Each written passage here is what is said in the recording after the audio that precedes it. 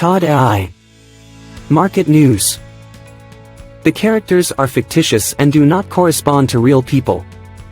Invest at your own discretion. Hello. In less than 10 minutes, you will know 1. The most important factors when valuing a home. 2. The state of the market, and also, debate and conclusions. What factors influence the price of a house? Housing prices are driven by factors artificially imposed by the most powerful entities such as 1. Interest rates on mortgages. 2.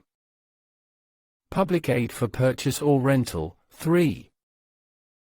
Construction costs. 4. Construction permits, but prices can also be affected by the free market due to 1. House quality. 2. Services available inside the house and in the surroundings. 3. Supply and demand. 4. Rental prices in relation to purchase prices. I believe that the housing market is not going to follow a general pattern, and there will tend to be clear differences in the evolution of prices according to the characteristics of each home. The changes in global liquidity are going to be smaller in percentage, and we have to focus on analyzing each asset individually. Saying that housing will go up or down in general will make less sense in this next decade. Market analysis. The price of housing has followed the increase or decrease in available housing. Now it should go down if the inventory goes up. Always taking into account that there is a lot of type of inventory and you have to look at the one you are interested in specifically. Families are getting more indebted now, accentuated by the rate hike. This leaves less liquidity to acquire or rent housing in terms of the net price. This together with the inventory discussed above may reflect a downward price. With the example of the evolution of the price in Spain, we see how in 2007 there was a bubble where everything was going up. But the latest increases have been more moderate in the global data because those increases have occurred only in places of greater demand, or in higher quality housing. Let's say that we are not in the irrational situation of 2007. In recent years, the number of homes inhabited by their owner has been increasing. This is because the low rates until 2022 encouraged purchases, and because now homeowners do not want to get rid of mortgages to rent or buy more expensive.